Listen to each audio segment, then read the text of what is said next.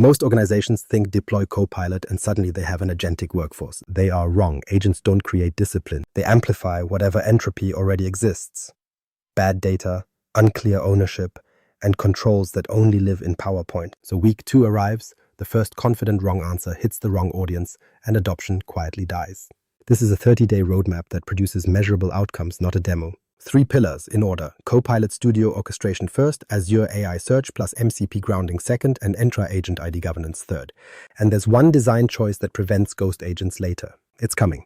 Define high performance in executive terms. Before anyone builds an agent, leadership has to define high performance in terms the business can audit. Not users loved it, not we shipped 4 bots. Outcomes. Because the platform will happily generate activity without impact. You can have thousands of chats and still have the same backlog, the same seller breaches, and the same escalations. That distinction matters. In executive terms, high performance means the system measurably changes 3 things: demand, time, and risk. Demand is volume reduction. If the agent works, fewer tickets get created at all. Not because users stopped having problems, but because the first interaction resolves them. That is deflection, and it's the only metric that actually hits cost. Time is cycle reduction. If a ticket still gets created, it should be created with better classification, better context, and fewer handoffs. That shows up as SLA reduction, faster first response, and higher first contact resolution. Risk is controlled behavior. The agent doesn't helpfully guess.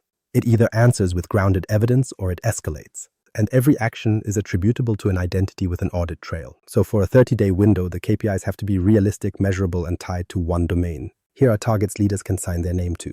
For service IT, 20 to 40% ticket deflection at LL1, 15 to 30% reduction in SLA time for the subset of tickets the agent touches, and 10 to 25% fewer escalations. Those aren't vanity numbers. They come directly from 3 operational levers: routing accuracy, containment boundaries, and handoff latency. For user productivity, 30 to 60 minutes saved per user per week in the target group. Not time saved in theory. Time saved as measured by reduced back and forth, fewer status check messages, and fewer "who owns this" detours. Also, over 60% task completion without a human handoff for the narrow workflow you choose, and adoption in the target group of 30 to 50%. If nobody uses it, it doesn't exist. For quality and risk, greater than 85% grounded answer accuracy on an evaluation set, 0 access violations, and audit logging enabled from day 1. Not after the pilot. Day 1, now the anti-metrics. These are the numbers teams love because they're easy. They are also useless. Prompt counts, chat counts, token consumption, number of agents. These measure noise, not outcomes. They also incentivize exactly the wrong behavior. Build more, publish more, celebrate more. Meanwhile, the system decays. A better mental model is this: every KPI maps to an operational lever you can actually tune. Deflection and first contact resolution map to containment design, what the agent must solve versus what it must escalate. If you don't define that boundary, you will either over-escalate and waste time, or overconfidently answer and destroy trust. SLA reduction maps to handoff latency and enrichment. If escalation requires the user to repeat everything, you didn't build an agent. You built a delay. The handoff has to carry the context: intent, urgency, impacted service, device, and what the agent already tried. Grounded accuracy maps to knowledge coverage and retrieval quality. If your content is messy, stale, or too large to retrieve cleanly, the model will improvise. It's not malice, it's math. And adoption maps to user experience: short answers, clear next actions, and fewer decisions per interaction. Paragraphs don't ship work. Decisions do. The next thing leaders miss is ownership. High performance doesn't come from who built the bot. It comes from who owns the outcome. So assign an outcome owner per use case. Not a maker, not a dev lead. An accountable operator. For IT triage, that's usually the service owner or the head of service desk. They sign the KPI targets. They decide what done means. They also own deprecating topics that don't perform. Because if nobody has authority to kill weak behavior, the system accumulates entropy generators forever. Finally, set the system boundary. Pick one domain, one channel, one audience, one backlog. Performance requires a closed system where change is observable. If every department ships an agent to solve a personal annoyance, you don't get a workforce. You get a zoo. And that's the transition point. The roadmap starts by forcing a boundary, because without one, everything becomes theater. The core misconception: automation isn't an agentic workforce. Most leaders have already funded automation. Some of it even worked. A Power Automate flow here, a ticket template there, maybe a chatbot that answers the top 5 questions when the moon is in the right phase. That's not an agentic workforce. That's sparkling automation, isolated wins that look great in a demo because they run in a clean, staged world. But they don't compose into a system. They don't share a vocabulary of intent. They don't have consistent boundaries. They don't learn from failure. And when they break, nobody can explain why. Because they were never instrumented like a system. They were shipped like a feature. The uncomfortable truth is this: Agentic isn't a UI choice, it's an operating model. A real agent behaves less like a chat widget and more like a distributed decision engine. It takes an event, interprets intent, pulls context, selects tools, takes action, verifies the outcome, and then hands off when the risk exceeds its mandate. That loop is the definition, not the chat transcript. And yes, that sounds like a lot. Good, it should. Because what most organizations build first is the opposite. A conversational front end bolted onto existing chaos, with permission sprawl and a vague goal like help users. Helpful isn't a spec, it's how you get confident wrong behavior at scale. So the shift leaders need to make is not task completion, it's outcome completion. Task completion is answer the question, create the ticket. Summarize the policy, it's transactional. Outcome completion is resolve the incident without escalation, reduce time to restore, prevent policy violations. Outcomes have constraints, they have ownership, they have rollback, they have accountability. That distinction matters because once you aim at outcomes, you're forced to design the system that makes outcomes repeatable. And then there's the part nobody wants to hear. System learning doesn't happen because the model is smart. It happens because the platform is instrumented. If you don't capture failure reasons, escalation causes, missing knowledge coverage, tool errors, and routing ambiguity, nothing improves. You don't get an agentic workforce. You get a static bot that slowly becomes wrong as policies drift and services change. Entropy always wins when feedback loops don't exist. This is where the frontier firm framing actually becomes useful if you strip out the hype. Humans lead. They define outcomes, boundaries, and acceptable risk. Agents operate, they execute within those constraints consistently. Systems learn, they improve because the organization measures the right things and updates the design. But only if you do the boring part, the constraints. Most rollouts fail for 3 reasons that are painfully predictable. First, vague goals. Improved productivity means nothing. It produces nothing. It creates competing interpretations and a dozen half-built agents that nobody owns. Second, no constraints. Unlimited tool access turns an agent into a probabilistic admin. People call it innovation. Auditors call it a finding. Third, uncontrolled publishing. When every team can publish an agent to everyone, you don't get empowerment. You get collision. Users don't ask for 50 agents. They ask for one that works. So they try 3, get 2 wrong answers, and decide the whole thing is a toy. Everything clicked for most experienced architects when they realized this. Automation reduces steps. An agentic workforce reduces uncertainty. Automation says, if X, then Y. Agents say, given messy input, what is X and which Y is allowed? That's why the governance and grounding work isn't phase 2. It's foundational. If you skip it, the system doesn't become agentic. It becomes conditional chaos. So the roadmap can't be a feature rollout. It has to be a 30-day operating model that forces clarity. One domain, explicit outcomes, tool boundaries, evidence requirements, and a publishing path that doesn't turn every experiment into production. Because if you don't force that clarity up front, week 2 shows up on schedule, and the platform will do exactly what you configured, not what you intended. The 30-day operating model. A 30-day roadmap fails when it's treated like a project plan. It isn't. It's an operating model that constrains behavior long enough for reality to show up. So the structure is simple. 4 weeks, each with a different purpose, and each with a gate you either pass or you stop. No heroics. No, we'll fix it later. Later is where agent sprawl is born. Week 1 is baseline and constraints. Not building, measuring, and boxing the problem in. You pick one domain and one channel. For this roadmap, IT service is the least controversial place to start because the metrics exist, the workflow is repetitive, and the political blast radius is manageable. Then you establish the baseline. Ticket volume, categories, current deflection, SLA, escalation rate, and the top intent patterns that show up in real user language. You also define the containment boundary on day 1, what the agent must solve, what it must never attempt, and what triggers escalation. That boundary becomes the contract. Week 2 is build and ground. This is where most teams want to start. They're impatient and they ship a chat box. Don't week 2 means you build the first agent that can do one thing end to end, classify, retrieve, propose, and either resolve or route. And you begin grounding discipline immediately. No source, no answer. If the agent can't cite a policy, a runbook, or a known outage notice, it escalates. This is also where you create your initial evaluation set and start scoring grounded accuracy. Not perfect, measurable. Week 3 is orchestrate and integrate. This is where the system becomes real. Orchestration turns a response into a workflow. You integrate the deterministic steps with Power Automate. Ticket creation, assignment, user notifications, logging, and the handoff payload. You introduce tool boundaries. Read operations are default, write operations are gated. You add the first approval pattern if you're doing anything that changes state.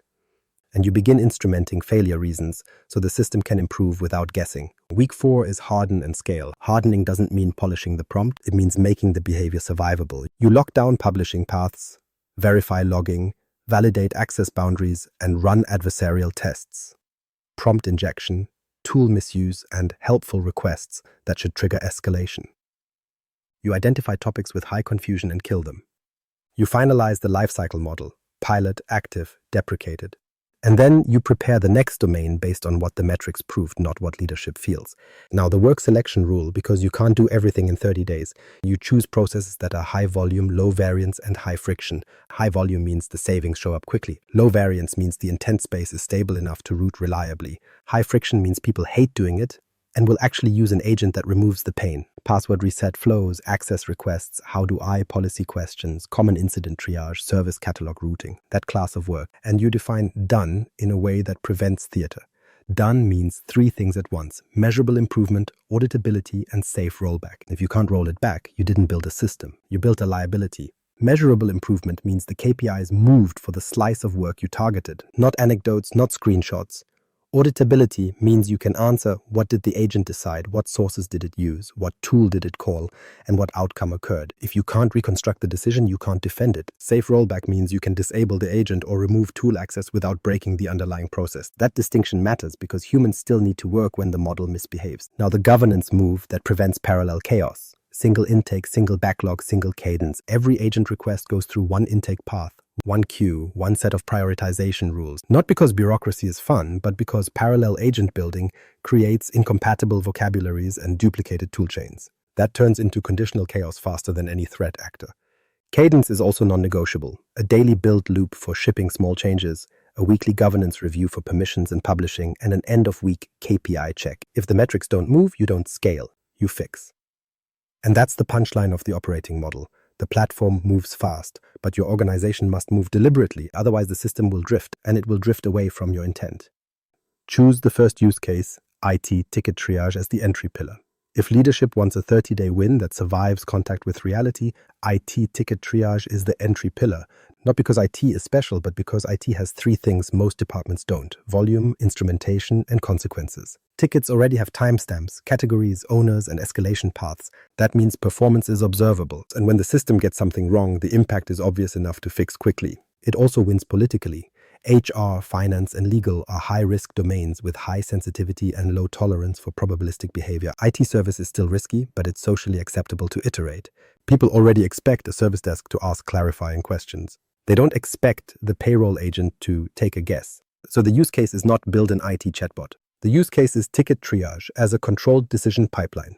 Classify the issue, enrich the context, attempt a resolution when it's safe, and otherwise route to the correct queue with enough context that the human doesn't start from zero.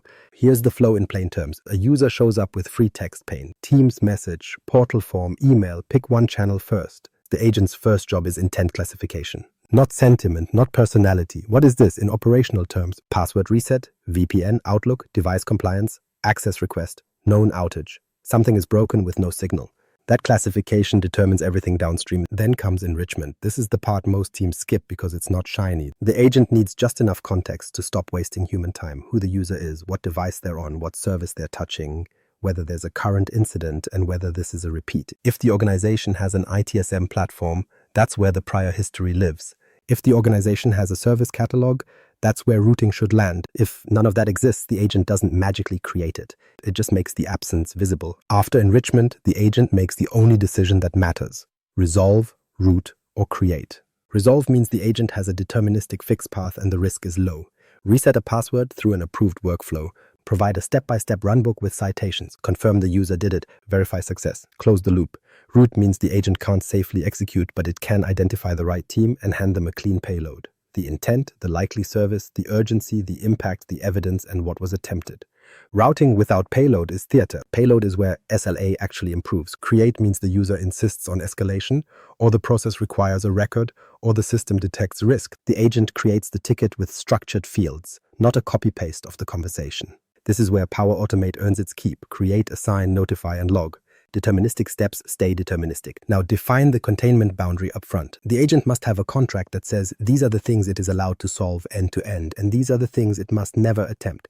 Never includes anything privileged, anything financially material, anything that changes access without approval, and anything that lacks an authoritative source. That boundary is not about limiting the agent, it's about protecting trust. And this is where the no source, no answer policy starts. Not in week 3, not after the first incident, on day 1. If the agent can't cite a runbook, a policy, a known issue, or a service status update, it doesn't answer. It escalates. The first time an agent gives a confident wrong answer to a user who's already frustrated, adoption dies, quietly, permanently. So for ticket triage, citations and evidence aren't academic. They're how the system earns the right to exist, tied directly to the KPIs you set earlier. Deflection comes from resolving the low-risk, high-volume intents inside the boundary. First contact resolution comes from clean enrichment plus grounded runbooks. Fewer escalations come from correct routing and fewer dead-end handoffs. SLA improvement comes from structured tickets and reduced back and forth. And the best part is you can measure all of it without inventing new telemetry. The ITSM system already tracks timestamps and assignments. You just need to tag agent touched and capture escalation reasons. The transition to the next section is the uncomfortable constraint that makes triage work. Topics aren't free. Every helpful new intent you add creates ambiguity. Every ambiguous route creates mistriage. And mistriage is just escalation with extra steps. So if you want ticket triage to become a pillar instead of a pilot, you have to treat intent like a design asset, not a brainstorm list. Copilot Studio design law, intent first, topic second.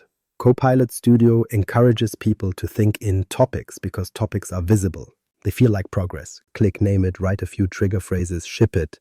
That's how topic sprawl happens. And topic sprawl isn't just messy, it's an entropy generator. Every new topic adds another overlapping route the system can take, which increases ambiguity, which increases misclassification, which increases escalations, which makes everyone conclude the agent doesn't work.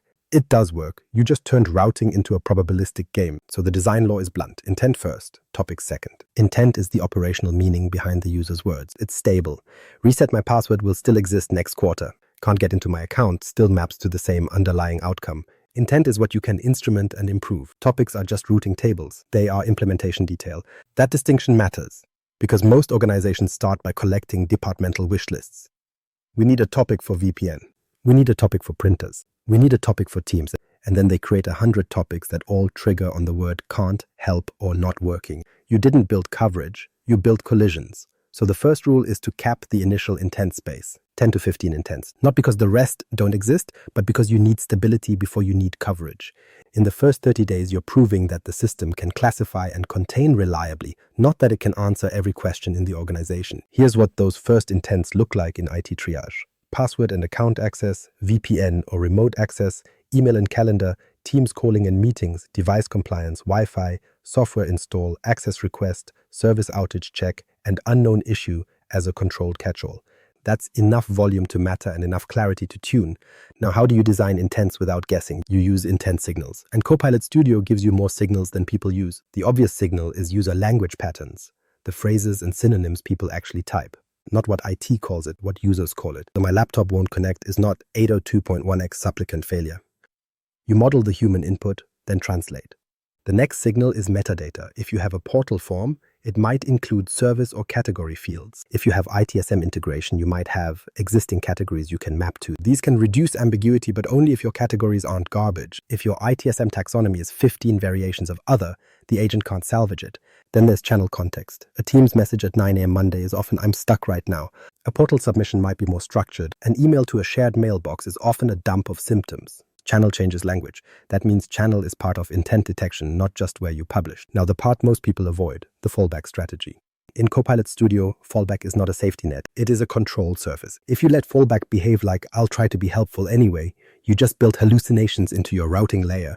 The agent will invent an intent, pick a tool, and act with confidence. So you need one controlled fallback. 1.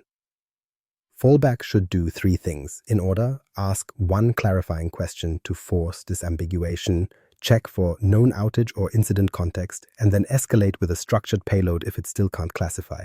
No long conversations, no 20 questions. If the agent can't classify after one clarifier, it routes. That keeps the system fast and keeps the failure mode predictable. And yes, it feels strict. Good. Strict is how you prevent conditional chaos. Now, topic lifecycle. This is the part that prevents your backlog from becoming a museum. You kill weak topics early, not later. Early. Set deprecation criteria up front. Low usage, high confusion, low containment, high escalation, high unknown fallback rate, or repeated misroutes into the wrong queues. If a topic can't hit containment and routing accuracy targets inside 2 weeks, it doesn't get a third month. It gets removed or merged, because every weak topic you keep becomes permanent ambiguity, and ambiguity compounds. Finally, close the loop with a design choice that prevents ghost agents and sprawl later. Treat intents as a shared enterprise asset, not as per agent inventions. One intent registry, one naming scheme, one owner, one backlog. Agents can vary by channel and audience. Intents shouldn't. When intents are stable, topics become small and boring. That's the point. Orchestration becomes the real product. Event to decision to action to verification to handoff. Topics just tell the system where to start. And that transition matters because once routing is disciplined, you can finally build the thing people think they're buying. A control plane. Orchestration is a control plane. Once intents are disciplined, the next mistake is thinking the work is done. It isn't. Routing is just a switchboard. The real product is orchestration. Orchestration is the control plane that turns an interaction into a verified outcome. Event to reasoning to action to verification to handoff. Without that loop, you have a conversational index. With it, you have something that can actually replace work. That distinction matters because most early agents behave like this. The user types a problem, the agent answers in paragraphs, and then the user still has to do the next 5 steps. They copy text into a ticket. They hunt for the right form. They message the wrong team. They repeat themselves. The agent helped, but nothing moved. A control plane agent doesn't aim to be eloquent. It aims to be operational. So the orchestration pattern is simple and repeatable. First, classify. Confirm the intent and the containment boundary. If the user asks for something outside the boundary, the agent doesn't negotiate. It routes. That prevents the slow drift from helpful assistant into probabilistic operator. Second, retrieve. Pull the minimum authoritative knowledge needed to propose a solution. That can be a runbook, a policy, a service status item, or a known issue record. No source means no answer. This is where the agent proves it's not improvising. Third, propose. The agent gives a short, actionable recommendation, not an essay, 2 or 3 steps max, written like instructions. And here's the weird part. The proposal is not the action. It's a plan the system can verify. Fourth, confirm. This is where human in the loop becomes precise instead of performative. You don't approve the whole agent either. You approve decision points. Should I reset your password? Should I create a ticket in this category? Should I request access on your behalf? The approval happens at the boundary between read and write. Fifth, execute, only after confirmation and only through allowed tools. This is where Power Automate and MCP-style tool boundaries matter. The agent should not be composing ad hoc API calls like a drunk junior developer. It should call known tools with known parameters. Sixth, verify.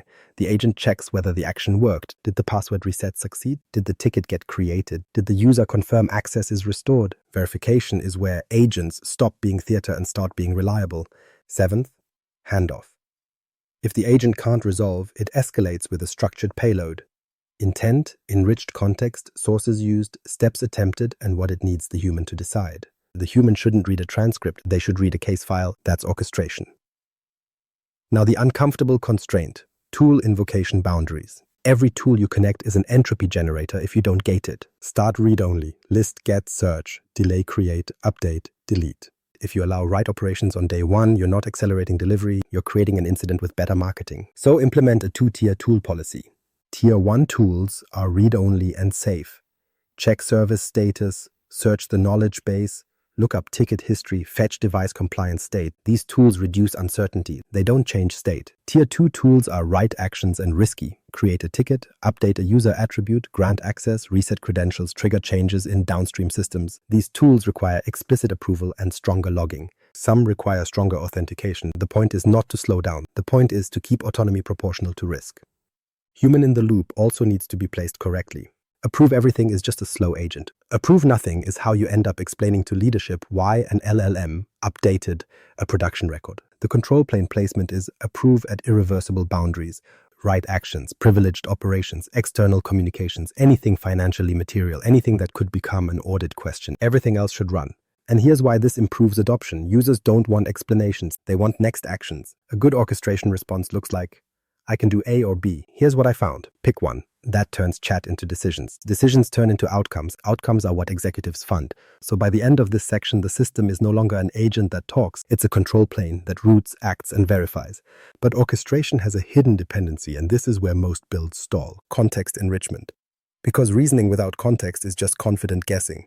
Context enrichment without overreach. Context enrichment is where most smart agents quietly become privacy incidents. Because enrichment feels harmless. Pull a little identity, a little device info, maybe some recent tickets, maybe a list of installed apps. What could go wrong? Overreach goes wrong. And it goes wrong in two ways at the same time. You increase risk and you decrease accuracy. The model gets more tokens, more noise, more chance to anchor on irrelevant detail. You traded clarity for context hoarding. So the rule is minimum viable context. Only the facts the process needs to make the next decision safely. For IT triage, that minimum set is boring, and that's why it works. First, user identity. Not a biography. Just the stable identifiers that matter for routing and policy.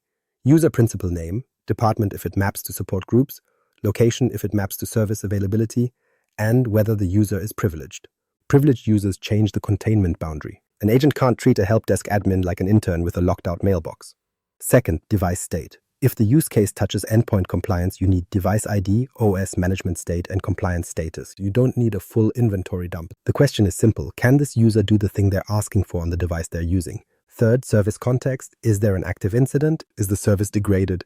Is there a change window in progress? This one is the hidden time saver. Half of my Teams is broken isn't a user problem. It's an outage. If the agent can detect that early, it stops the endless troubleshooting theater and routes to the right message. Status, expectation, and next check. Fourth, recent history, recent tickets, recent similar incidents, recent failed attempts.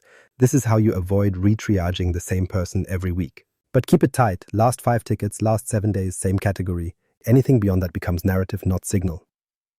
Fifth, service catalog mapping. If your ITSM has a catalog, pull the service and the default assignment group. That turns I need help into this belongs to group X with fields Y populated, which is what actually reduces SLA. Now the sources, people say M365 signals like that's one thing. It isn't. It's a pile of systems with different governance, different data boundaries, and different failure modes.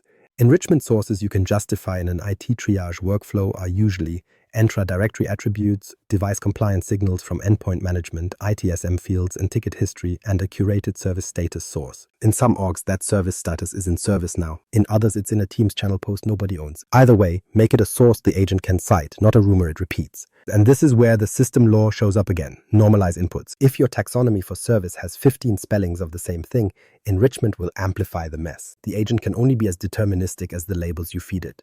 So define a small taxonomy for the pilot: service, urgency, impact, environment. Not 50 fields, 4. And make the mapping explicit. If the user says Outlook, the system maps to Exchange Online, not emailish problem. Then add a verification step before any right action. This is the difference between enrichment and hallucination. The agent should play back the enriched facts and ask for confirmation when those facts will change behavior. You're on device X, it's non-compliant, and this request requires compliance. Is that correct? You're requesting access to system Y, which is a privileged app. Confirm.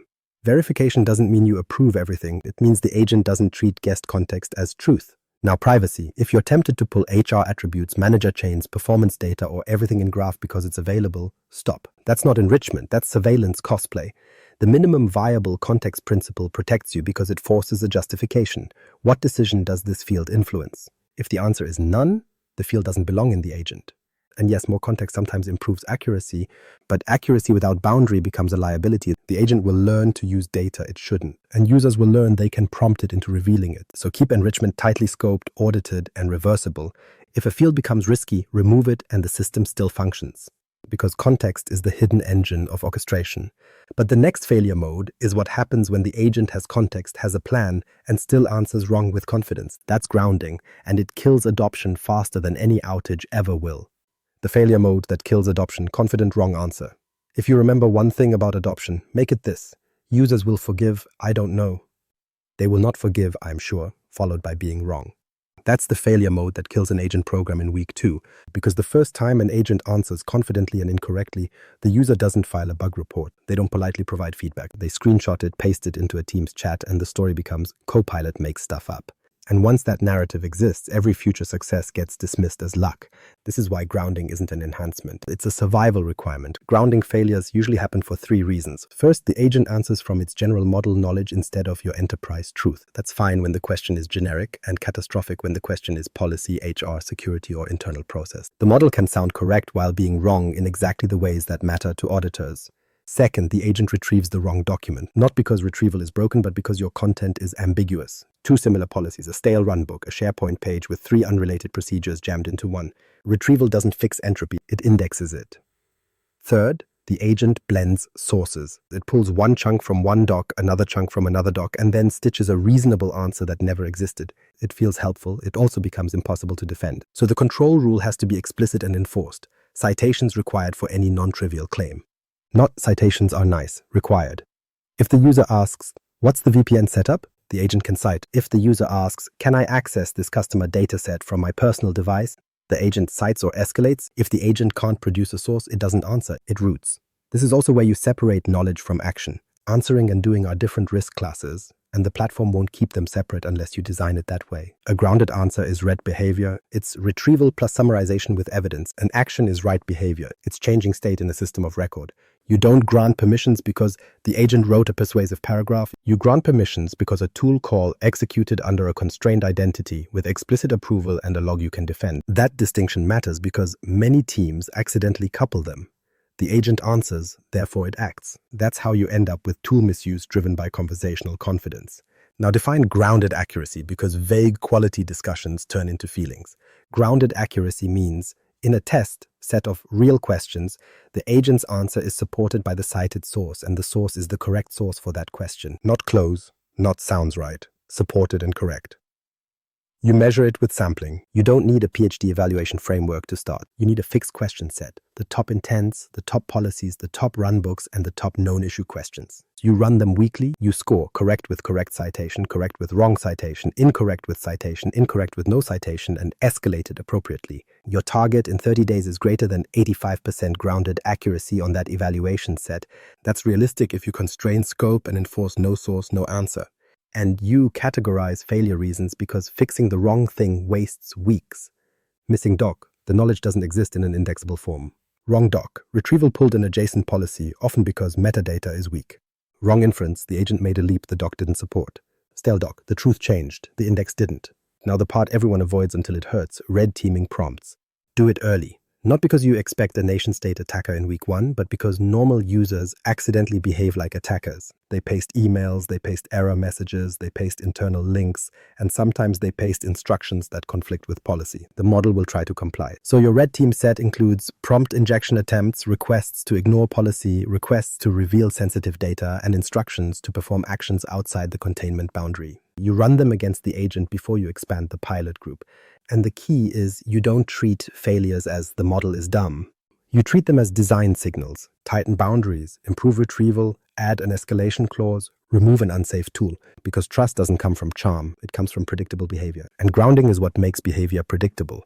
But grounding can't be implemented as vibes and prompt warnings. It needs a computable knowledge layer and a retrieval strategy you can tune. SharePoint sprawl won't save you. That's why the next section is Azure AI Search. Turning knowledge into something the system can actually retrieve on purpose. Azure AI Search, make knowledge computable. SharePoint is not a knowledge strategy. It's a document landfill with a search box. And yes, Microsoft Search has improved. Copilot can sometimes find the right page, but sometimes is exactly the problem. An agentic workforce can't run on probabilistic discovery when the output needs to be auditable, repeatable, and fast. The system needs knowledge it can retrieve on purpose. That's what Azure AI Search actually does. It doesn't make content smarter. It makes content computable, indexed, chunked, tagged, refreshed, and security trimmed so retrieval becomes a designed behavior instead of a hope. That distinction matters because grounding collapses when retrieval is accidental. So the simple version is Azure AI Search turns your messy pile of documents into an index the agent can query with structure. And the structure is the whole game. The first design choice is what you index. Most organizations point at the SharePoint site and call it done. That's how you get blended answers and stale policy conflicts. Instead, index the knowledge that is allowed to be operational truth, runbooks, approved SOPs, policy documents, known issue articles, service status notices, and service catalog entries. Not drafts, not personal notes, not the random wiki nobody owns. If it doesn't have an owner and a life cycle, it doesn't belong in an index feeding production answers. Then comes chunking. This is where retrieval either stays clean or becomes a smear.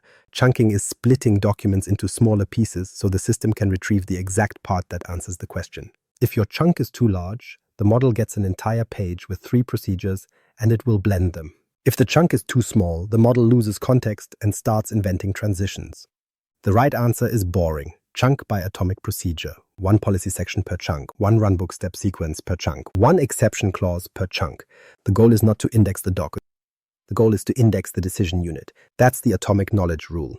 If a piece of content can't stand alone as an answer source, it's not a good chunk. Next is metadata. Without metadata, retrieval becomes a popularity contest. Metadata is how you turn VPN policy into VPN policy for contractors. Region EU applies to Windows, updated 2025-01-12 owner security ops. The agent doesn't need all of that in the response. It needs it for filtering and ranking so it doesn't retrieve the wrong thing. So tag content by service, audience, region, risk tier, doc type, and last reviewed date. Keep the taxonomy small, consistent, and enforced. If your metadata is optional, it will be missing on the documents that matter most. That's how entropy works. Now, security trimming. This is not a nice to have. If the index can retrieve content the user shouldn't see, you will eventually leak something. Not because the model is malicious, because a user will ask a question that causes retrieval to surface restricted content, and the system will try to be helpful. So the index must respect access controls. Retrieval should only return chunks the requesting user is entitled to read. In other words, your knowledge plane must obey the same boundary rules as your data plane. Refresh cadence is the next trap. A static index becomes wrong, fast policies change, outages resolve, runbooks get updated after incidents. If your index refreshes weekly and your operations change daily, the agent will confidently answer with yesterday's truth. Users will notice. Trust will die. So set refresh cadence by doc type. Service status and known issues refresh frequently. Policies refresh on publish, runbooks refresh on change control, and make last indexed visible in telemetry because stale answers look identical to hallucinations from the user's perspective. Now the output requirement, show sources, not because citations feel academic, because they're the only way to make the system defensible. The agent response should include the answer, the linked source, and the specific section title or excerpt reference.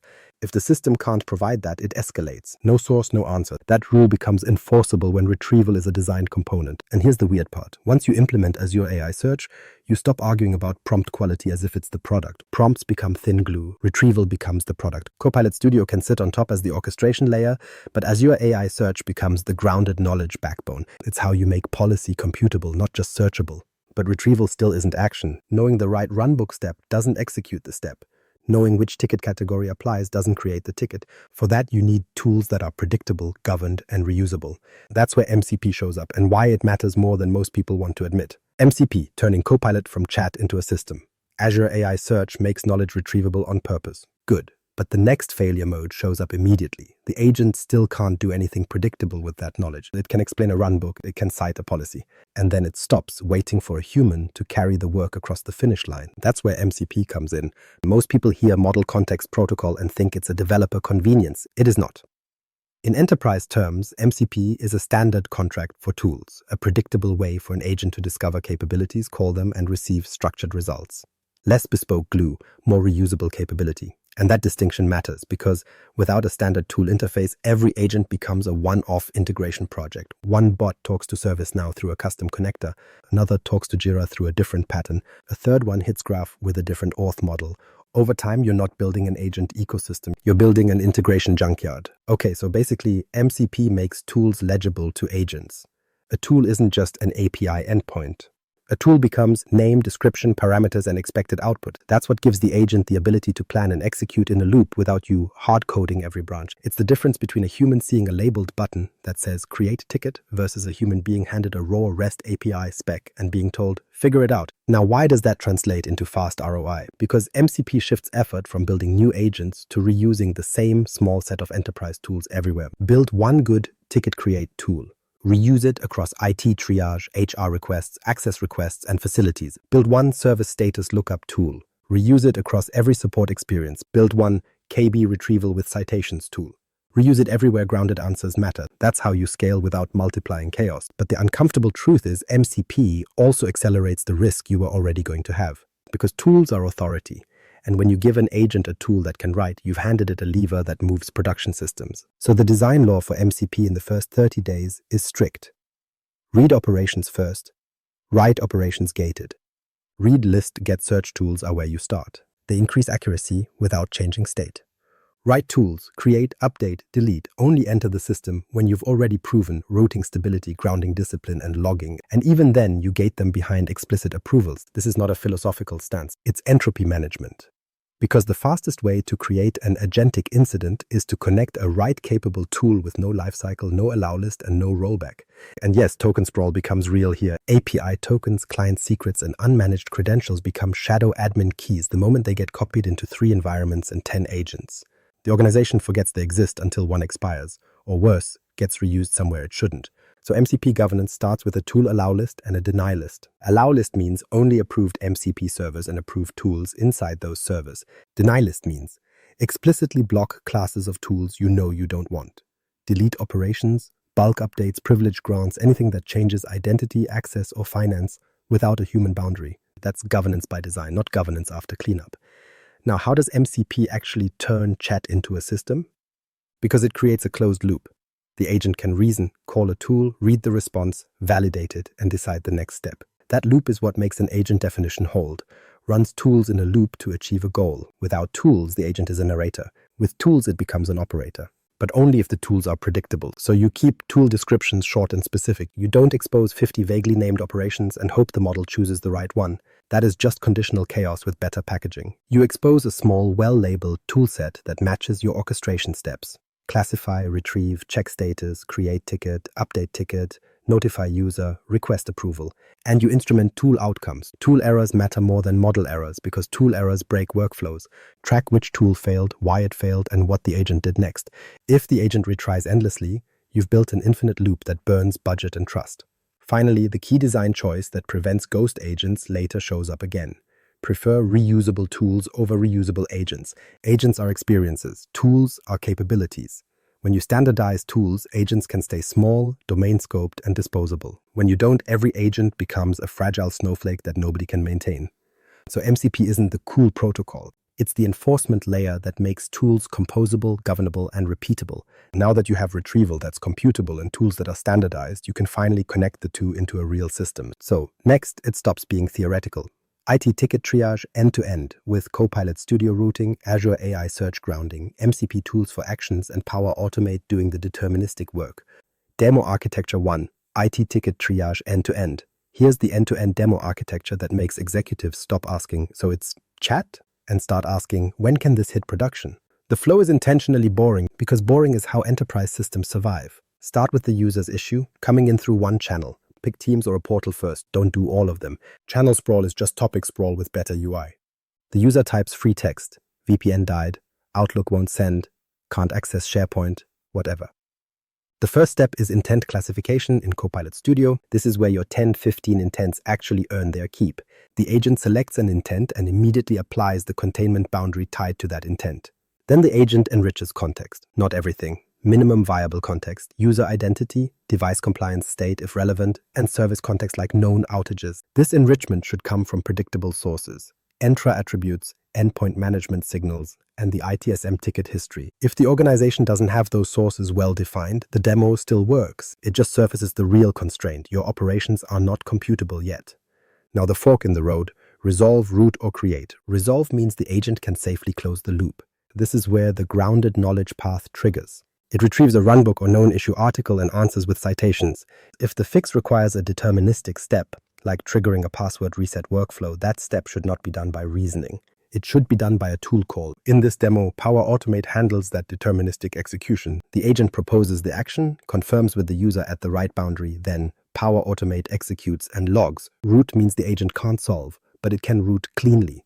The output isn't a transcript, it's a payload. Intent, impacted service, urgency, device state, and what was already attempted. That payload becomes a ticket description plus structured fields. The human gets a case file, not a chat log. That's what reduces SLA. The human doesn't retriage. They start where the agent left off. Create means you must open a ticket no matter what. Policy requires it, access requires it, or the user insists. The agent still adds value by making the ticket structured and pre-classified. That's the difference between we deployed Copilot and we reduced backlog. Now where each product fits, Copilot Studio drives the orchestration and routing. Topics are just the front door. The core logic is the decision loop. Classify, enrich, retrieve, propose, confirm, execute, verify, handoff. Power Automate is the system's muscle. It handles the deterministic steps you never want the model inventing. Create ticket, update ticket, assign queue, notify user, write to audit log, post to teams, and trigger approvals. If it's an if this then that action, Power Automate does it. The agent decides when to call it, not how to rewrite it. The ITSM backend, ServiceNow, Jira Service Management, whatever, remains the system of record. That matters. You are not replacing ITSM. You're improving the front-end decision quality and reducing the human time spent on intake, classification, and back and forth. If someone tries to rebuild ITSM with agents, the demo should fail on purpose, because that's how programs die. Now layer in MCP where it's useful. In the demo, MCP provides standardized tools to interact with ITSM and status sources. Read tools first. List open incidents for this user, check service status, retrieve ticket templates, fetch routing groups. Write tools only where you've already defined approval and rollback. Create ticket, update ticket, request access. The point is tool predictability, not novelty. Success criteria are not subjective. Containment rate, how many interactions resolved without ticket creation. That's deflection. Resolution time for the interactions the agent touches. Does cycle time drop? That's SLA impact escalation reduction. Fewer wrong handoffs, fewer ping-pong assignments. That's operational stability. And you instrument it. Every run logs, detected intent, confidence, retrieved sources, tools invoked, execution status, escalation reason, and final outcome. If you can't answer why did it do that, you don't have an agent. You have a magic trick. The best part of this demo is you can run it with a small pilot group in week 2, and you can improve it daily. You'll discover missing knowledge coverage, ambiguous intents, and tool errors immediately. That's not failure. That's the system finally telling the truth. And here's the transition. Once you can triage end to end, the next demo isn't about tickets, it's about trust. Grounded policy answers with evidence or nothing. Demo architecture 2. Grounded policy answers with evidence. This second demo exists for one reason. Policy answers are where hallucinations become career limiting. IT and HR questions feel harmless until an agent confidently tells someone they're allowed to do something they're explicitly not allowed to do, or it cites the wrong clause, or it mixes two versions of the same policy and produces a third policy that never existed. Nobody audits the chat transcript for tone, they audit it for harm. So this demo is built around the highest risk question types: SOPs, runbooks, compliance rules, and internal policy. The stuff people ask in a hurry, copy into emails, and then treat as truth. The architecture is intentionally strict. User asks, can contractors store customer data in OneDrive? Or what's the process for requesting elevated access? Or are we allowed to use personal devices for M365?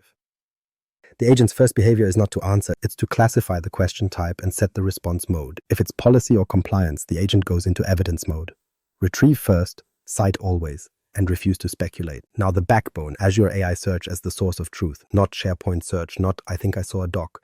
Azure AI Search Index, designed for policy retrieval, chunked by atomic sections, tagged with metadata like policy domain, audience region, and last review date, and security trimmed so the user only retrieves what they're allowed to read.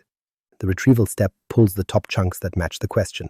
But the key design constraint is this: the agent can only answer from retrieved content. It can paraphrase, it can compress, it can explain, it cannot invent. That's how you get audit-ready responses. The output format is also strict because format is a control mechanism. The response is short answer, source, next action, escalation path. Short answer means 1 paragraph max. If the agent needs 5 paragraphs, it doesn't understand the policy boundary well enough, or the policy itself is ambiguous. Either way, long answers are where the model starts helping.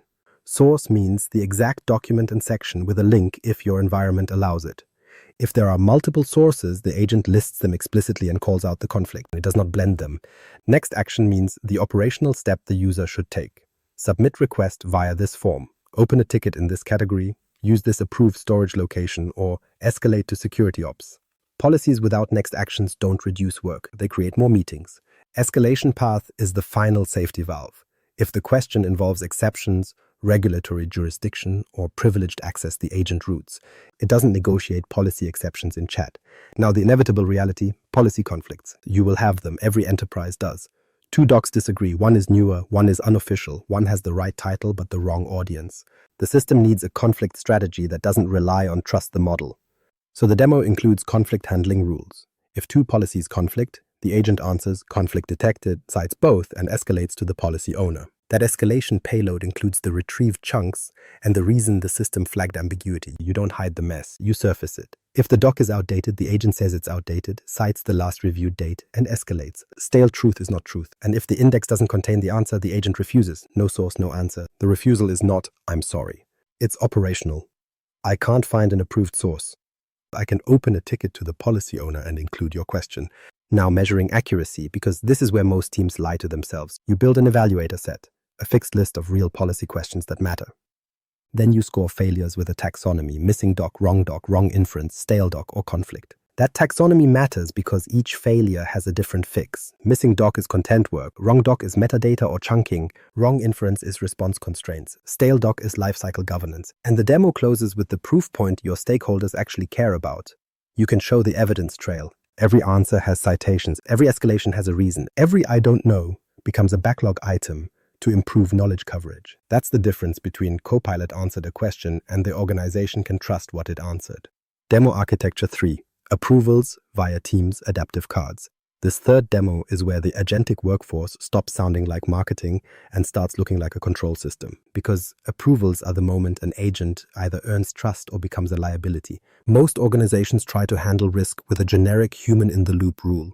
Someone should approve it. That's not control, that's delay. A real enterprise pattern is tighter. The agent runs everything it can deterministically, then it pauses only at decision boundaries that are irreversible, privileged, or audit relevant. That boundary becomes visible through adaptive cards in Teams. And yes, Teams is the right place for this, not because it's trendy, but because it's where approvals already happen in the real world. Managers, service owners, security reviewers. They don't want to read paragraphs. They want to click a decision and move on. So the demo flow starts with detection. The user asks for something that crosses a risk threshold. Grant access to this SharePoint site. Approve an exception. Reset MFA for a user. Create a mailbox delegation. Approve a spend request. Approve a change. It doesn't matter which domain you pick. What matters is the shape of the workflow. Request, validate, approve, execute, log. Step 1. The agent classifies the intent and evaluates risk. This is not a vibe check, it's a rules check. If the intent maps to a right action or touches sensitive data or changes permissions, the agent flips into approval mode. It gathers the minimum context required to make the decision reviewable. Who is requesting? What resource is being changed? Why? For how long? And what policy applies? And it retrieves the relevant policy source, because approvals without policy context just become whoever clicks first wins. Step 2. The agent generates the approval payload. This is a structured object, not a narrative. Requester, target resource, requested action, scope, duration, justification, evidence link, and the downstream action that will execute if approved. The agent also includes a deny reason required field. Denials without reasons create shadow workflows. People just resubmit until someone approves. Entropy wins. Step 3. Teams adaptive card is posted to the approver. The card format matters. It should be short enough that the approver can decide in 10 seconds, but complete enough that they don't need a follow-up meeting. So the card contains the action summary in one line, the justification in one sentence, the policy citation as a link, and 3 buttons. Approve, deny, and request more info. That third button is not politeness. It is how you prevent deny from becoming the default because the approver lacked context. Now the important part, the card is not just a UI, it is the enforcement mechanism, because clicking approve triggers a deterministic workflow that is version controlled and logged. This is where Power Automate does the heavy lifting. It captures the approval decision, stamps who approved, when they approved, the exact payload they approved, and then executes the right action through the approved toolpath. No ad hoc calls, no agent decided to improvise. If the approval is denied, the workflow logs the reason and routes it back to the requester with the next step, what to change, who to contact, or what policy blocked it. That reduces rework and stops the agent from becoming a dead end. If the approver requests more info, the agent re-engages the requester with one targeted question, updates the payload, and reissues the card. No long chat, just fill the missing field and continue. Now the guardrails. You need a risk threshold model, not complex. 3 tiers. Low risk. Read-only actions, status checks, knowledge retrieval, no approvals. Medium risk, write actions that are reversible and low impact, like creating a ticket or updating a non-sensitive field. Optional approvals, high risk, access changes, privilege changes, financial actions, external communication, or anything that changes identity. Mandatory approvals, and you enforce this in orchestration, not in documentation. The operational effect is immediate. Cycle time drops because the agent does the prep work and routes the decision to the correct human with the right context. Risk drops because right actions only execute after an explicit, logged decision. And adoption rises because users see outcomes, not chat. This demo also closes an early open loop.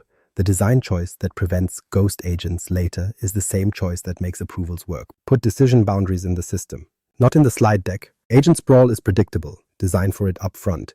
Agent sprawl isn't a later problem. It's the default outcome of giving people a new capability with no enforced boundary. Most organizations think the risk is too few agents. The real risk is too many, because users don't want 50 agents. They want 5 that work, every time in the same places they already work. When the ecosystem turns into a catalog nobody understands, adoption doesn't fail loudly. It just decays. People go back to emailing the service desk and forwarding PDFs because it's faster than deciding which agent might be correct. And sprawl creates a second, quieter problem: ghost agents. Ghost agents are agents that nobody uses, nobody owns, and nobody remembers, but they still exist, still connect to knowledge, still have tool permissions, and still generate audit surface. They're the perfect entropy generators, invisible most days, catastrophic on the wrong day.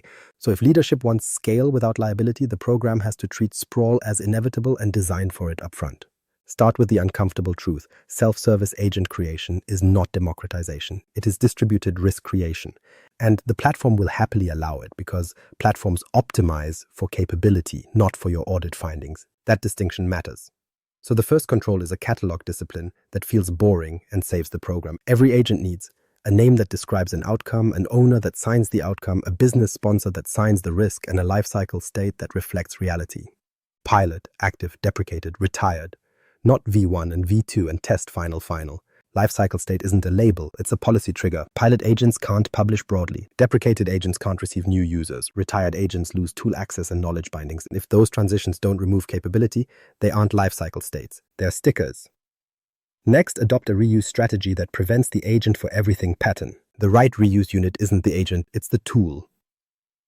Agents are experiences, tools are capabilities. If the organization standardizes tools, ticket creation, status checks, identity lookup, KB retrieval, teams can build small, scoped agents without reinventing integrations.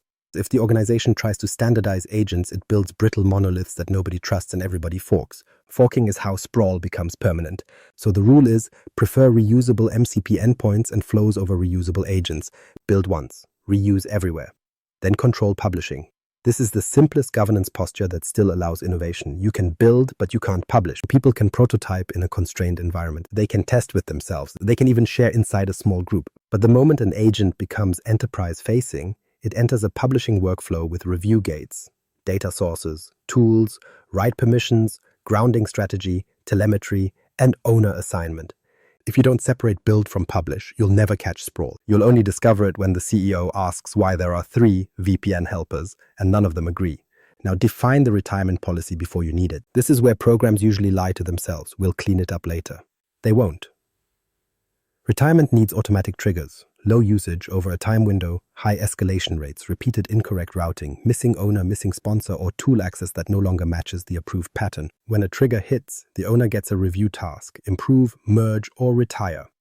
And retirement must be real. Remove it from discovery, revoke tool permissions, archive logs, and keep the audit record. And if you only hide the agent but leave the permissions, you didn't retire it. You just made it harder to notice. Finally, the design choice that prevents topic sprawl from turning into agent sprawl: treat intents as an enterprise registry. One intent taxonomy shared across agents. If each team invents its own intent set, the ecosystem fragments immediately.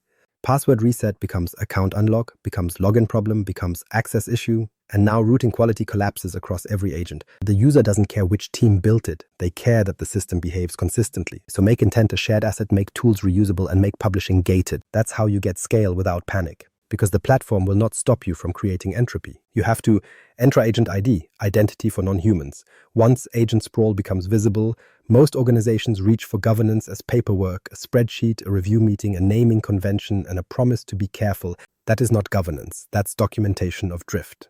The only governance that holds in an enterprise is enforced identity, because identity is the anchor point for permissions, conditional access, audit trails, and incident response. Without it, your agent ecosystem is just anonymous toolchains acting on real systems.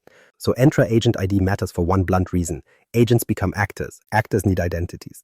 In Entra terms, an agent identity is the non-human principle that represents the agent when it touches data or invokes tools. It's the thing that answers the question auditors always ask, and your teams always struggle to answer: who did what, when, using what permissions, and under which policy controls. If the answer is the agent did it, you don't have an answer, you have a story. Entra Agent ID turns that story into a record. Now, here's the part most organizations miss. Agent ID isn't about whether a user can chat with the agent. That's surface access. Agent ID is about what the agent can do once it's engaged, what data it can read, what systems it can call, and what actions it can execute. That distinction matters because most early rollouts overfocus on user access lists and underfocus on agent capability boundaries. Over time, user access stays roughly stable. Agent capabilities always expand. They expand because someone adds just one more connector, just one more tool, just one more write action, and those exceptions accumulate. Entropy always wins through exceptions. So the first architectural law for Agent ID is least privilege by default, not least privilege for users. Least privilege for the agent as an actor. That means the agent identity gets only the permissions needed for its defined outcome in its defined scope, in its defined environment. If the agent triages issues, it does not need permissions to create accounts. If it answers policy questions, it does not need permissions to grant access. If it can read device compliance state, it does not need the ability to update device configuration. Read and write must stay separate identities, or at least separate permission sets, because write permissions are how experiments become incidents.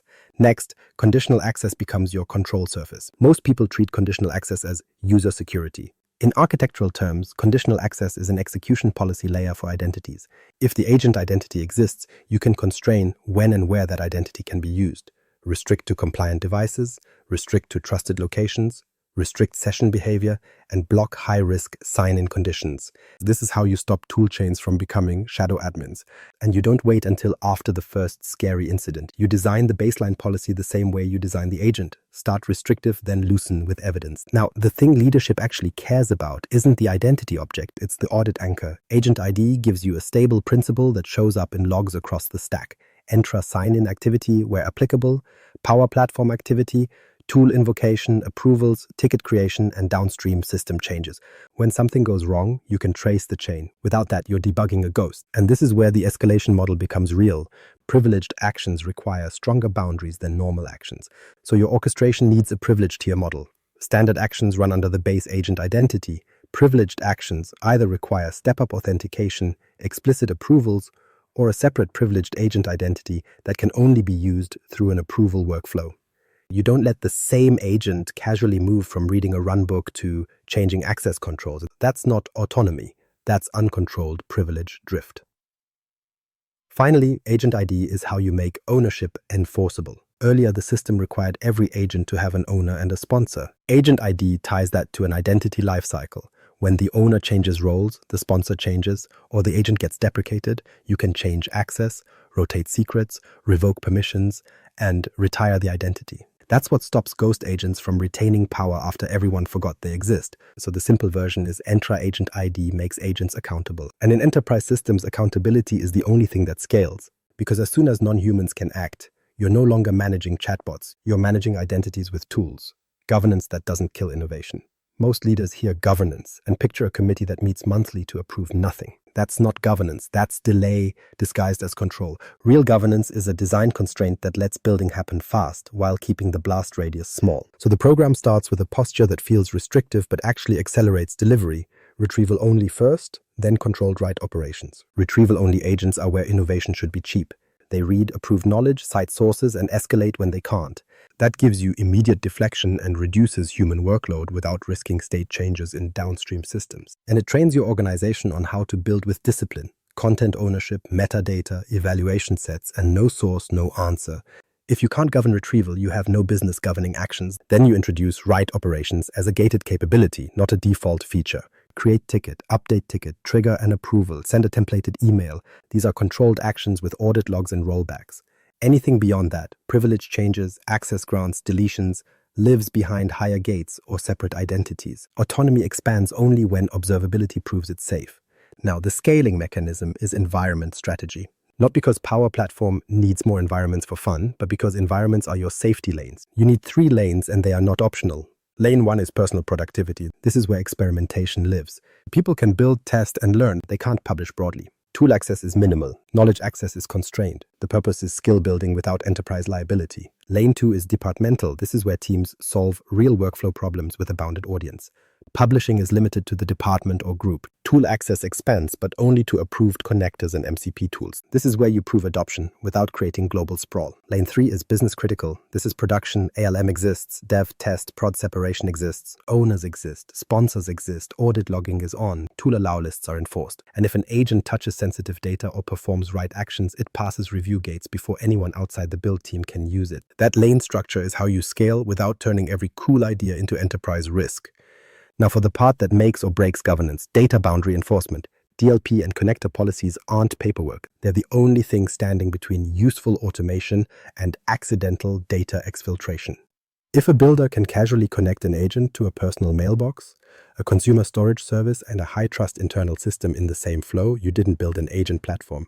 You built a leakage machine, so you define connector boundaries by lane. In personal productivity, block outbound and high-risk connectors. In departmental, allow a curated set. In business critical, allow what's needed, but only through approved tool surfaces with identities you can audit. Cross-boundary data movement becomes a design decision, not a maker decision. Human in the loop also needs to be used correctly here. The governance mistake is to force approvals everywhere. That's how you kill adoption. The correct placement is still the same. Decision boundaries with risk. Approvals for right actions above a threshold. Approvals for privilege. Approvals for external communications. Everything else runs. And this is the principle that stops chaos without stopping builders. You can build, but you can't publish. That posture sounds cynical. It is. It's also true. Builders don't need permission to explore. They need a path to graduate their work into production without bypassing controls. So the governance model gives them a clear graduation path. Prove routing stability, prove grounded accuracy, prove tool discipline, prove logging, assign an owner, then publish. The gates are explicit and the gates are fast. If you hide the gates behind meetings, people route around them. If you enforce the gates in design, people ship safely.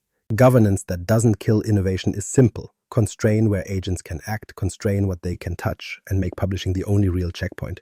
Then the system can scale, because control that depends on memory always erodes. Control that depends on design holds. Observability, the flight recorder problem. Governance without observability is just optimism with a meeting invite. Most organizations can describe what they intended an agent to do. They cannot describe what it actually did. Not reliably, not at scale, not after the first incident review when legal asks for the exact sequence of actions. This is the flight recorder problem. In aviation, nobody debates whether they need logs after a crash. In enterprise AI, teams still treat logs like a premium feature. Nice later, not required now.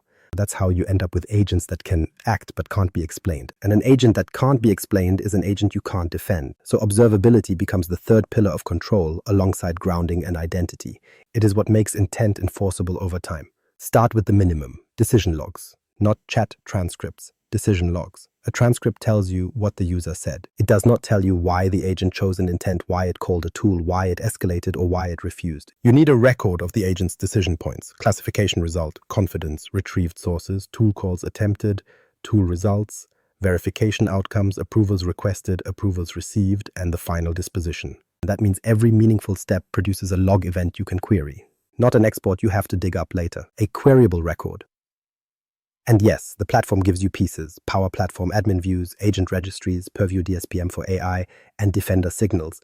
But those surfaces only help if you treat observability as a design requirement, not a retrospective cleanup task. Audit logging is the first non-negotiable. If the agent can access enterprise data or execute actions, its activity must land in audit logs with a stable identity anchor. This is where Entra Agent ID stops being theoretical. It becomes the principle you can search for when you need to know what happened. The next surface is monitoring, not just is it up, but is it behaving? So the metrics that matter are not messages sent.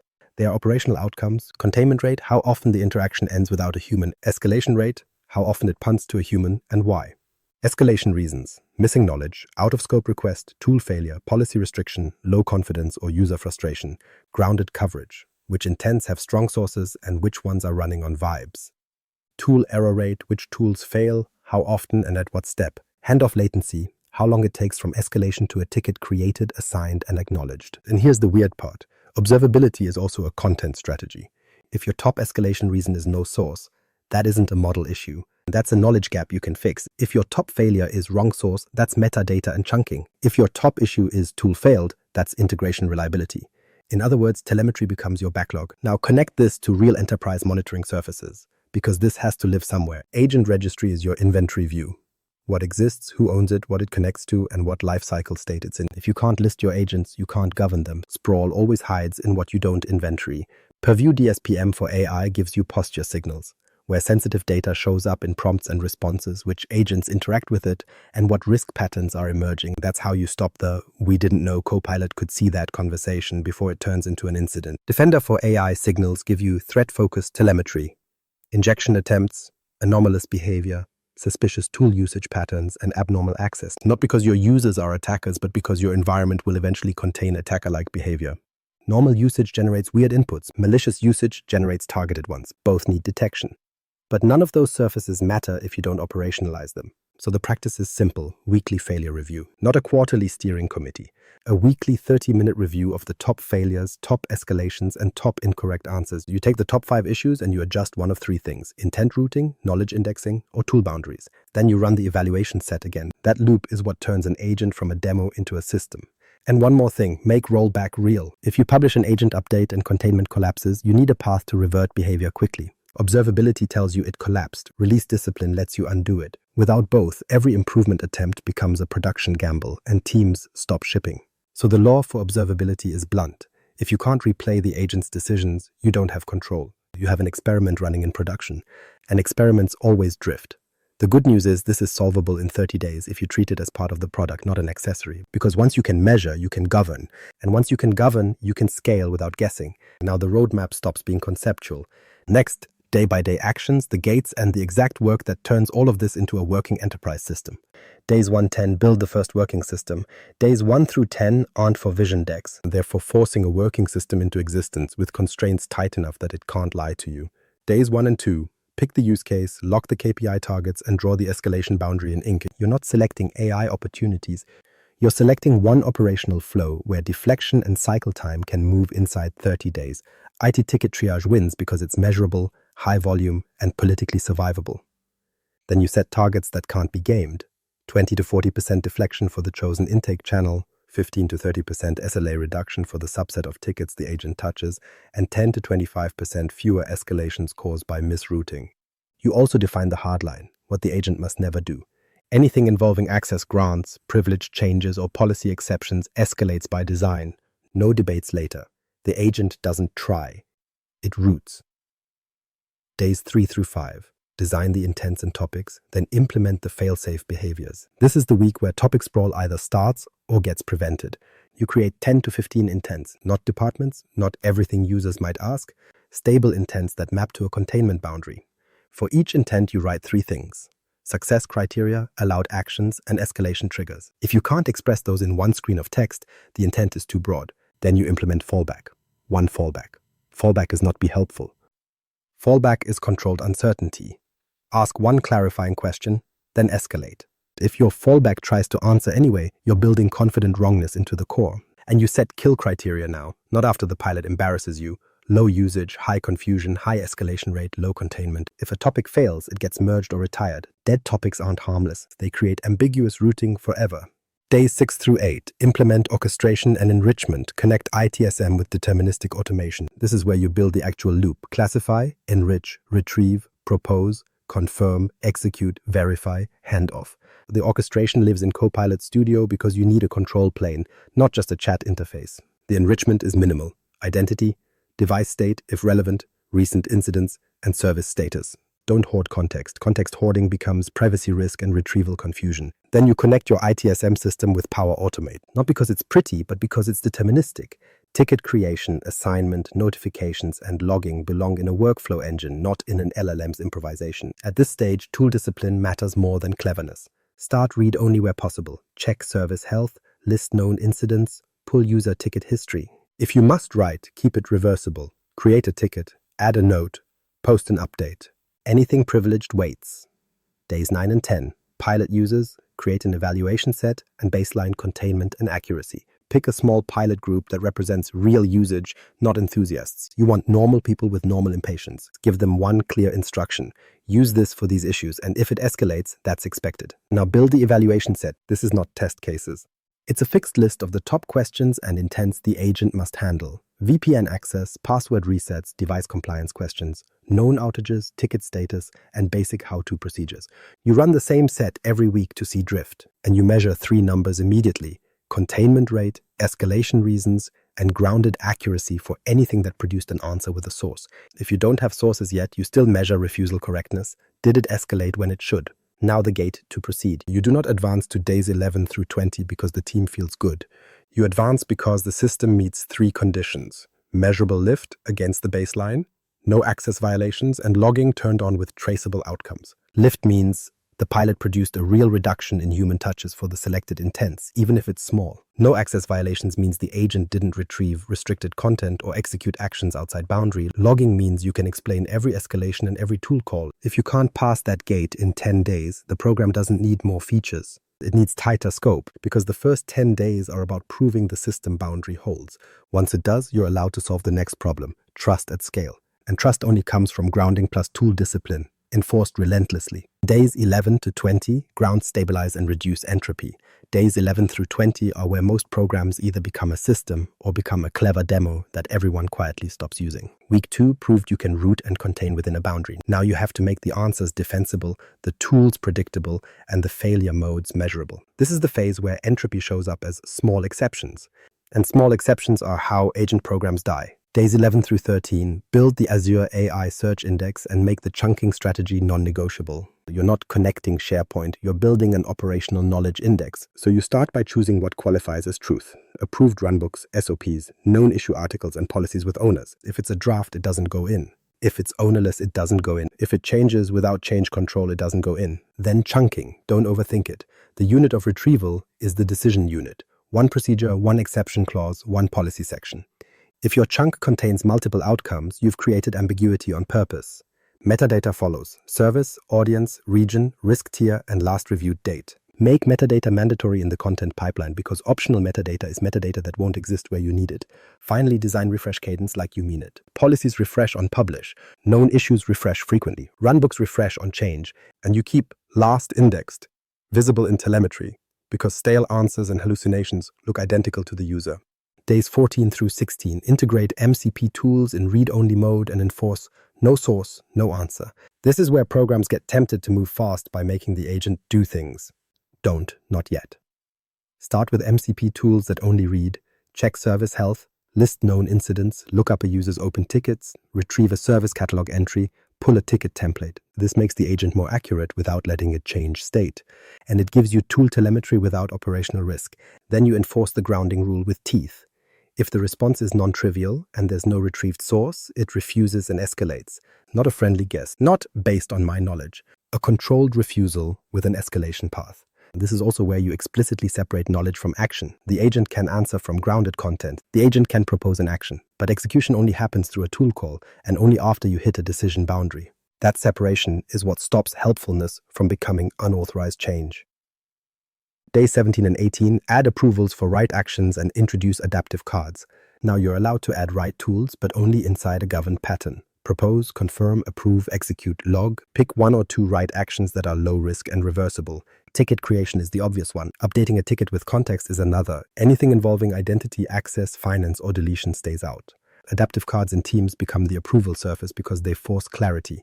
The approver sees who requested, what will change, why, and which policy applies. They click approve, deny, or request more info. No paragraph debates, no hidden side channels. And the card isn't just UX, it's control. The approval decision triggers a deterministic workflow, records the payload, stamps who approved, and then executes through the approved toolpath. If you can't show the approval record, you didn't approve anything, you just delayed it. Days 19 and 20.